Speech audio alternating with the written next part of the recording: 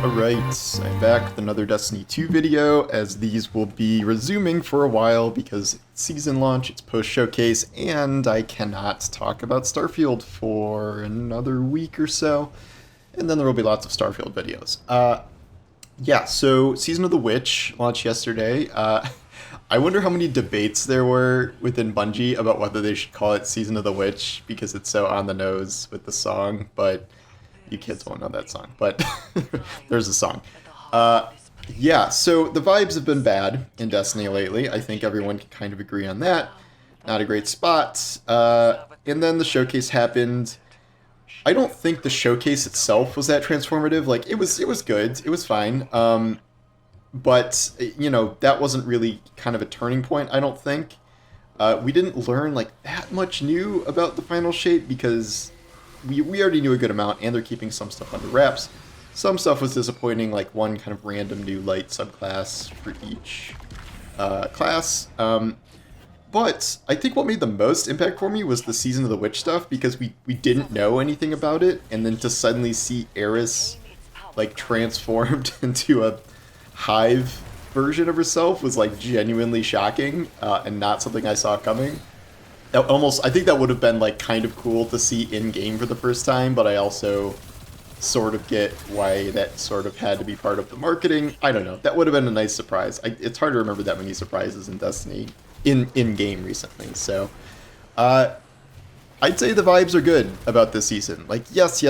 I know. This always happens where a new season launches, everybody is excited, like blah blah blah. But I don't know, man. Like, I think sometimes you can just sort of tell that a season is going to be better than worse. Like when I heard we were going back and doing a Rasputin season, I'm like, okay, that sounds pretty cool. Like, that seems like that could be the concept for a good season. And it was. That Season of the Seraph was a good season. Season of the Deep, I'm like, okay, we're going back to Titan, but Titan's not actually returning as this real zone. We're finding Sloane again, who's like my 18th favorite NPC, and she's talking to a big worm, and like I'm like, this doesn't sound great. But powering up Eris with the slaughter of enemies, so she becomes a hive super god to fight Xivu Arath and maybe kill her. I kind of hope she doesn't get killed, because I think she could be an interesting villain after the final shape. But anyway, it's a very cool concept at baseline, and something I'm like genuinely excited to see play out. And we've already got a lot of great voice work about this, both from Savathun and Imparu. Imparu's back as like a Bronx mobster, which is very funny. And then Eris herself in this new kind of hive role. It's just so different than, like, we've done so many, like, oh, we're dealing with the trauma of our past, and like that was good a couple of times, and then we just did it like 5 times, and I'm like, all right, I'm over this. This is a lot more fun, and like, yeah, maybe some bad things are going to happen at the end of this, and the lesson is maybe bloodlust is bad, but it's very fun. It's a good start. I think the activities are good so far. Again, it's a little hard to tell, but Season of the Deep, for instance, like, you could play salvage once and be like, this is not good. This is not a good activity. Like, it was trying to be a little bit, menagerie with, going to different zones, completing different things, 6-man activity. It wasn't good. Enemy density was terrible. You were often just sitting there shooting things coming out of a doorway. It was very bad. Deep dives started a little slow. They seemed interesting. The idea of like a roguelike thing with increased difficulty is good, but they started off with like nothing. It was just like one instance, and then you had to get to 3 instances over weeks. And then by the end, it got really screwed up, because in addition to everyone not agreeing on what difficulty it should be, then there was jammed an exotic quest in there, and it was terrible. This, meanwhile, has 2 different ones.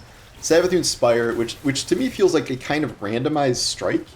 It really does follow the format of a strike, where there's like kind of 2 encounters, and then some traversal segments, and then a final boss. And like all of these are kind of mixed and matched with objectives and things. And there's some really cool moments in there. Like, I was not expecting, in one instance, there's like a solar ball in the middle, and then you kill some things, And oh, all the solar sights spawn from Season of the Haunted. Like that was actually very cool. I was like very happy to see that. And then they have the synaptic spears. And is there a void one? The relic? Are we gonna use the relic? I haven't seen that yet. If that does exist, I know they're using all those things in that new Crucible mode too. Uh, so that seems pretty fun so far. Rewards seem pretty generous. I have like I don't know 30 engrams already and like 5 deep sight weapons. So like they're being pretty generous with the rewards. And then the other thing, altars of something. Can't remember what the altars are of. But this feels like a high version of Sundial to a certain extent, where like you're in the middle, and then you go to these different branches, and then you do these specific objective things. It's almost exactly like Sundial, except maybe for the focused rewards at the end of it.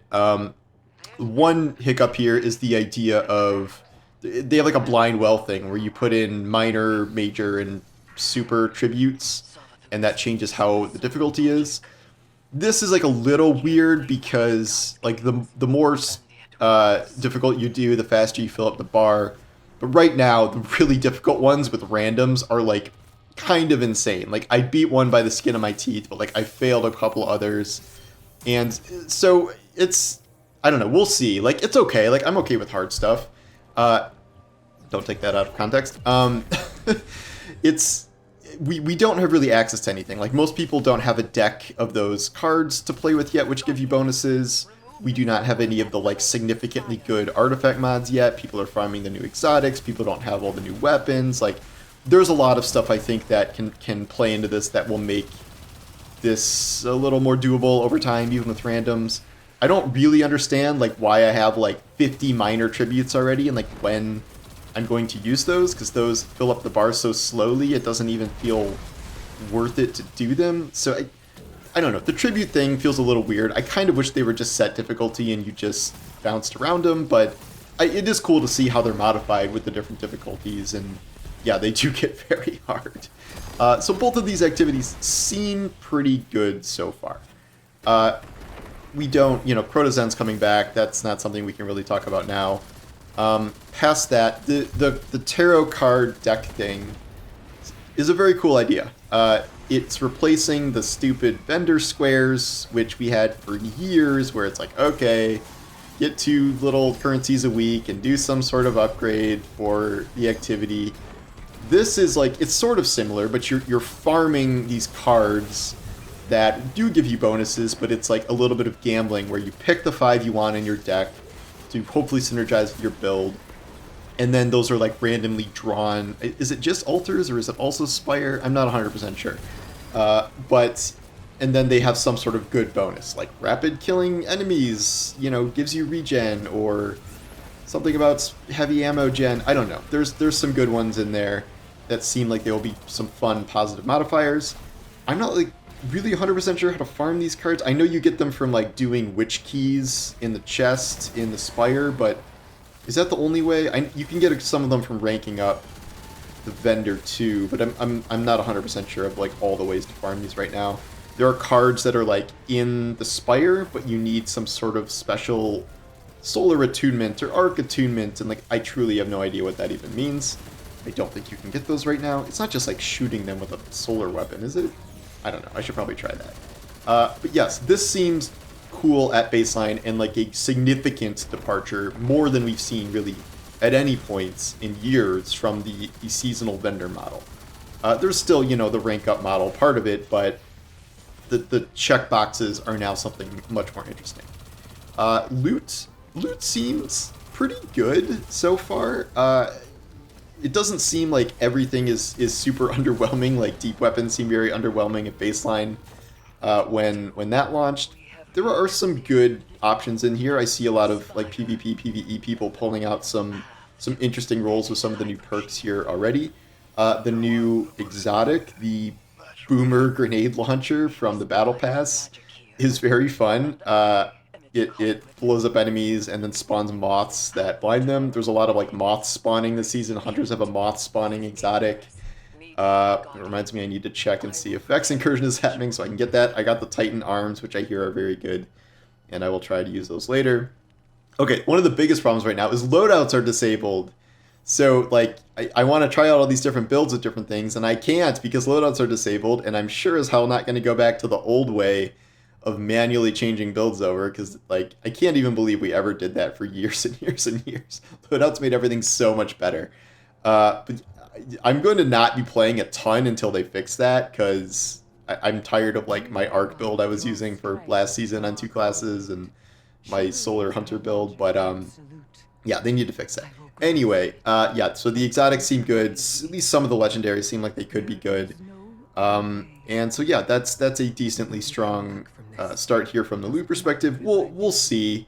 And then Crota's End will have, you know, reprised loot there, and Necrochasm, and we'll see how those kind of exist in the sandbox now and what new perks they have. And I mean, they're old weapons, but they're going to essentially be completely new weapons because that's how it works.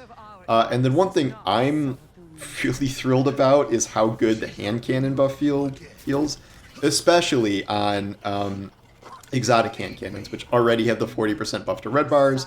Now they have another 25% on top of that, and they have a 75% buff to orange bars. So like in altars, I have Sunshot on, and I'm two-shotting orange bars with the hand cannon, which is amazing. Sunshot has been spectacular. Malfeasance already got a ton of buffs last season. I hear Ace is fun. I hear Thorn with Necrotic Grips on Warlock is fun.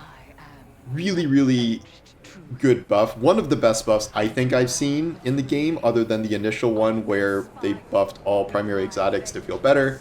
The auto rifle buff that made Quicksilver Storm a monster. This is like kind of one of the best buffs I've seen in a very long time. I have not done a ton with legendary hand cannons yet, which these buffs also apply to, but we'll see how that goes. I've heard they're pretty good, but I've just been playing around with the exotics for now. Yeah, so this is seeming like it's going to be potentially a good season. I'm not going to say like the best season ever or whatever, but I'm already getting the sense that this will be better and more interesting than Season of the Deep. We're not very far in. We don't have all the tarot cards. We don't have all the artifact mods, etc., etc. We don't know what's happening week to week, what variations these things will take, if something will get screwed up later like Deep Dives did, but I don't think this is just like a honeymoon. Oh, new season launches, everyone's excited. This does feel like this has captured something here in a way maybe the past 2 seasons and certainly not Lightfall have. So I'm excited to play this. My only problem right now is time. Lots of Starfield to play, as you might expect. That is a very long game. Not saying anything besides that, but and then I am, I got 20% of the way through Baldur's Gate, 30% of the way through Zelda. I'm so behind on everything, but I gotta stick with my core games here, and that means Destiny. And I will be playing the season, not as much as I used to maybe, but it does seem very fun, and I'm going to try to balance my time. So yeah, so let me know what you think in the comments of kind of day 1 here. And I gotta go check on Neomuna again and see if Vex Incursion is spawning, or Vex Strike Force, yes. But yeah, thanks for watching, and I will talk to you soon. Take care.